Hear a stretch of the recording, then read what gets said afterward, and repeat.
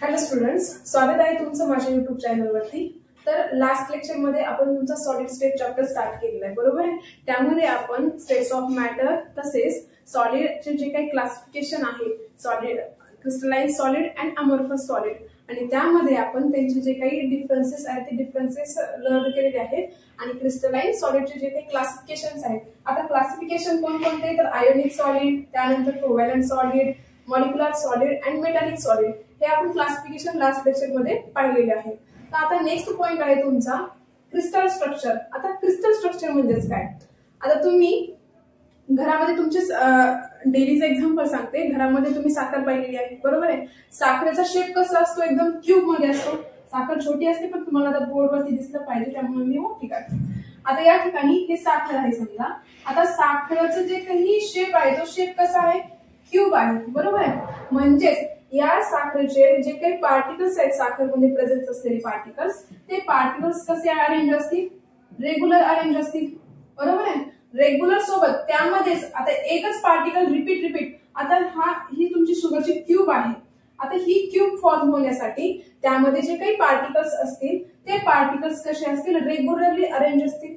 Regularly arrange असतील म्हणजेच एकच युनिट त्या ठिकाणी काय येते, रिपीट येते। आता एकच युनिट रिपीट येऊन तुम्हाला ही क्यूबची स्ट्रक्चर फॉर्म होतं, बरोबर आहे। आणि आपण याला काय म्हणतो, क्रिस्टल म्हणतो। याला काय म्हणतो आपण, क्रिस्टल स्ट्रक्चर। तर मग क्रिस्टल स्ट्रक्चर म्हणजेच काय, डेफिनेशन काय क्रिस्टल स्ट्रक्चरची, regular repeating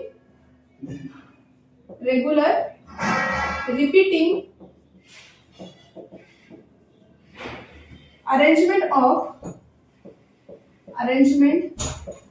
of particles.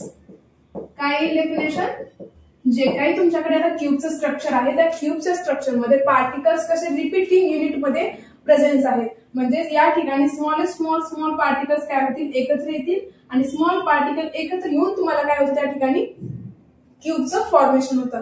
Clear crystal structure म्हणजे काय, रेग्युलर रिपीटिंग युनिट किंवा regular repeating arrangement of A particles. आता पार्टिकल्स म्हणजे सांगितलेलं आहे, आयन्स असू शकतात, ऍटम्स असू शकतात किंवा मॉलिक्युल्स असू शकतात। आता जे तुम्हाला क्रिस्टल स्ट्रक्चर फॉर्म होते, आता क्रिस्टल स्ट्रक्चर फॉर्म होण्यासाठी तुम्हाला दोन टर्म्स आहेत। तर त्या दोन टर्म्स कोणकोणत्या बघा। आता क्रिस्टल स्ट्रक्चर फॉर्म कसं होतं, तर त्या ठिकाणी दोन टर्म्स आहेत। एक आहे लॅटिस, त्याला आपण lattice point, plus basis point. आता लॅटिस आणि बेसिस, लॅटिस म्हणजेच काय आणि बेसिस म्हणजेच काय, साधं सोपं तुमचं डेलीचं एक्झाम्पल घेऊन सांगते मी। तुम्ही तुमच्या स्कूलमध्ये किंवा तुमच्या घरामध्ये जी काही फ्लोर असते, आता फ्लोर वरती तुम्हाला जी काही आपण फरशी म्हणतो, बरोबर आहे। फरशीचा शेप कसा असतो, एकदम क्यूब मध्ये असतो, बरोबर। आता ही जी फरशी आहे ती फरशी एक लगत एक नंतर एक असं करून तुमचा फ्लोर तयार होतो, बरोबर। आता त्यानंतर हे जे फरशीचे जे काही कॉर्नर्स असतील, आता ही जे काही कॉर्नर आहेत हे कॉर्नर म्हणजेच काय, लॅटिस। कॉर्नर म्हणजेच काय, लॅटिस। आता ही तुमच्याकडे व्हॅकंट जागा आहे समजा क्यूब मध्ये, आणि हे जी कॉर्नर असतील हे कॉर्नर म्हणजेच काय आहे, तुमचे लॅटिस पॉइंट आहे। आता साधं सोपं अजून एक एक्झाम्पल सांगते मी। तुम्ही एकची ट्रे पाहतात, बरोबर आहे। आता एकची जी काही ट्रे असते, तुम्ही मार्केटमधून एकची ट्रे आणतात। आता एकच्या ट्रे मध्ये जे काही स्लॉट असतात, म्हणजे जे काही होल असतात, त्या होल मध्ये आपण काय ठेवतो, एक ठेवतो। आता जे काही होल आहेत तुमचे, ते होल म्हणजेच काय झालं, लॅटिस पॉइंट झाला। होल म्हणजेच काय, लॅटिस पॉइंट। आणि ज्यावेळेस तुम्ही त्याच्यामध्ये ते एक ठेवतात, ज्यावेळेस तुम्ही त्यामध्ये अंडे ठेवतात, तर ते अंडे ठेवल्यानंतर हा तुमचा काय झाला, ऍटम झाला। हा काय झाला, ऍटम, आणि हा काय झाला, लॅटिस पॉइंट। तसंच हे जे कॉर्नर्स आहेत, हे कॉर्नर्स म्हणजेच काय, तुमचा लॅटिस पॉइंट। हे पण कॉर्नर म्हणजेच काय, लॅटिस पॉइंट। आणि त्याच्यामध्ये नंतर आपण फरशी ज्या वेळेस भरतो, आता फरशी बसवल्यानंतर यामध्ये ती फरशी म्हणजेच काय होईल, तुमचा ऍटम होईल। फरशी म्हणजेच काय होईल, तुमचा ऍटम होईल। तर मग फरशी जेव्हा तुमच्याकडे पूर्ण तुमच्या फ्लोर मध्ये, हॉलमध्ये म्हणा, कुठेही तुमच्या घरामध्ये ज्यावेळेस पूर्ण फरशी लावून होते, तर फरशी लावून झाल्यानंतर तो तुमचा एक क्रिस्टल तयार होतो। पण क्रिस्टल तयार होण्या अगोदर जे काही तुमचे कॉर्नर्स आहेत, हे कॉर्नर्स म्हणजेच काय, क्रिस्टल पॉइंट। आणि त्या क्रिस्टल पॉइंट वरती ज्यावेळेस तुम्ही फरशी बसवतात, तो तुमचा काय होईल, ऍटम होईल। तर म्हणजेच क्रिस्टल पॉइंट म्हणजेच काय, त्या ठिकाणी क्रिस्टल पॉइंट काय शो करतं की जे काही तुमच्याकडे आता ऍटम्स फिल होणार आहेत, तर त्या ऍटम्स फिल होण्यासाठी त्या ठिकाणी ते पार्टिकल्स काय करतात, पार्टिकल्सची पोझिशन शो करतात. लॅटिस म्हणजेच काय, lattice shows position of particles. Lattice पार्टिकल्सची पोझिशन शो करतो की कुठे पार्टिकल्स फील होणार आहे. म्हणजेच लॅटिस म्हणजे आपण एक प्रकारे त्याला फ्रेमवर्क पण म्हणू शकतो. म्हणजेच तुम्हाला एक फ्रेम इमॅजिन करावं लागेल तुम्हाला की या ठिकाणी तुम्हाला एक फ्रेम फॉर्म होते आणि त्या फ्रेम मध्ये तुम्हाला ऍटम फिल करायचा आहे. या जे काही एकची प्लेट आहे तुमच्याकडे किंवा एकचा जो ट्रे आहे त्यावरून तुम्हाला क्लिअर झाला असेल की जे काही तुमच्याकडे होल असतात किंवा जे काही स्लॉट असतात त्यामध्ये, त्याला आपण खड्डे पण म्हणलं तरी चालेल. तर मग जे काही खड्डे असतात या खड्डेमध्ये ज्यावेळेस आपण एग ठेवतो, एग म्हणजेच तुमचा ऍटम होईल. पण त्या अगोदर हे जे काही तुमच्याकडे स्लॉट आहेत हे स्लॉट म्हणजेच काय होईल, लॅटिस पॉइंट होईल. लॅटिस पॉइंट काय शो करतो की जे काही ऍटम्स आहेत, जे काही तुमच्याकडे पार्टिकल्स आहेत ते पार्टिकल्स कुठे फील होतील हे शो कोण करतं, लॅटिस पॉइंट शो करतो. क्लिअर. तर लॅटिस म्हणजेच काय, लॅटिस म्हणजेच तुमच्याकडे जो काही फ्रेमवर्क आहे. लॅटिस म्हणजेच काय, पॅटर्न ऑफ पॉइंट्स. लॅटिस म्हणजे आपल्याला काय म्हणता येईल, पॅटर्न ऑफ पॉइंट्स.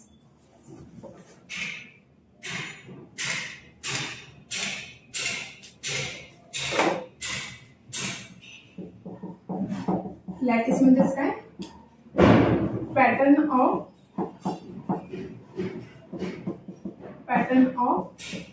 पॉइंट्स. म्हणजे तो काय करेल, एक तुम्हाला फ्रेमवर्क देईल की त्या फ्रेमवर्क वरून तुम्हाला काय करायचंय की कुठे ऍटम्स फील होतील, कुठे तुमच्याकडे जे काही पार्टिकल्स आहेत ते पार्टिकल्स फील होतील. आता तुम्हाला जे काही मी तुम्हाला फ्लोअरचे एक्झाम्पल सांगितले होते की फ्लोअरचे जे काही तुमच्याकडे कॉर्नर असतील ते कॉर्नर म्हणजेच काय, लॅटिस पॉइंट. आणि त्या लॅटिस पॉइंट वरती आता जे काही तुम्ही फरशी फील करताय, ते फरशी तुम्ही त्यानंतर तिथे ठेवल्यानंतर तो तुम्हाला काय फॉर्म होईल, क्रिस्टल फॉर्म होईल. आता जी फरशी फील करताय त्या फरशीलाच काय म्हणायचं, बेसिस म्हणायचं. फरशीलाच काय म्हणायचं, बेसिस म्हणायचं. किंवा जे काही तुम्ही स्लॉट म्हणलात, एकची जी काही ट्रे असते तुमची, त्या ट्रे मध्ये ज्यावेळेस तुम्ही एग फील करता, तर मग आता एग म्हणजेच काय झाला, तुमचा बेसिस झाला. यालाच आपण काय म्हणतो, पार्टिकल किंवा ऍटम, काही तुम्ही जे म्हणतात आयन्स. आता इथे तुम्ही एग घेतलाय म्हणून एग काय झाला तुमचा, हा ऍटम झाला.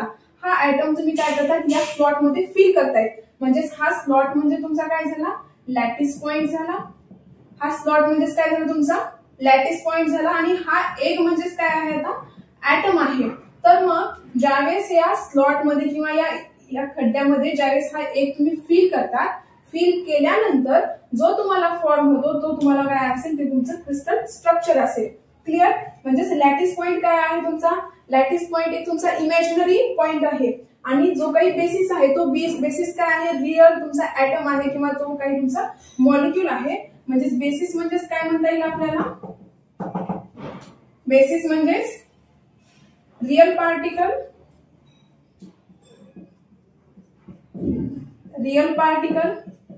or group placed on lattice point.